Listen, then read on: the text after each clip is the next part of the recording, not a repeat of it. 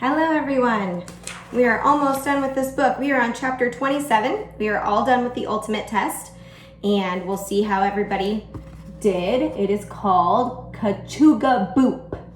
And the classroom's in disarray and there's some numbers written on the blackboard. All right. The ultimate test was over and nobody was sent back to kindergarten. Yay! Mrs. Jules had made up the test so that every one of her students had a chance to shine using his or her special talent. Anyone with nail clippings, she asked. Myron came to the front of the room and dropped 37 clippings into the nail bucket. 19 came from toes and 18 from fingers. He started to do the math on the board.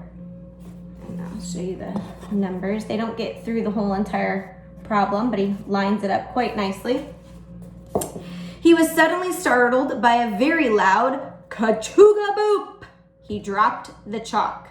This was a bell nobody in the class had heard before, not even Mrs. Jules. Then came another Kachuga, followed by 2 boop boop. What does it mean, Mrs. Jules? Shouted Leslie. Everybody keep calm, said Mrs. Jules. Kachuga, boop, boop, boop. Mrs. Jules hurried to the back closet. It started up again. Kachuga, boop. Kachuga, boop, boop. Mrs. Jules threw open the closet door and started tossing books and supplies out of the way. Kachuga, boop, boop, boop. She finally removed a very large book covered with dust. The Complete Guide to Bells, said Terrence, reading the book's title over Mrs. Jules' shoulder. Mrs. Jules sat on the floor turning the pages until she got to the index. The Kachuga Boop continued, making it difficult for her to concentrate. She found Kachuga Boop page 297. She quickly turned to that page. Suddenly a loud boom shook the classroom. The lights went out. This time everybody screamed. They were too scared. Mrs. Jules lit a candle. In the flickering light, she read aloud from page 297. If you hear a Kachuga followed by 1, 2, and then 3 boops, you should... She stopped and blew a cloud of dust off the page. She tried to find where she had left off. 1, 2, and 3 boops. You should run for your lives. A cloud of doom is about to destroy everything. She dropped the book. Everybody outside, she ordered. Another boom shook the classroom so hard that the clock fell off the wall. The children ran to the door, but it wouldn't open. The paperclip closet must have fallen over, said Damien. It's blocking the door. Paperclip closet, said Mrs. Jules. She glared at Jason. Sorry, he said. Jason couldn't keep a secret. Todd, Mauricia, and Damien and Allison all pushed together, but the door wouldn't budge. Let Stephen in there, urged Kathy. He's been doing all those push-downs.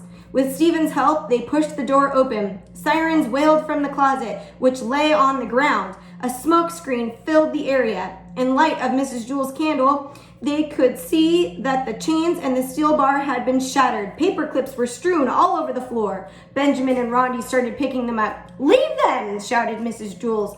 Now they knew it was serious. Mrs. Jules told everyone to hold hands as she led the way down the staircase.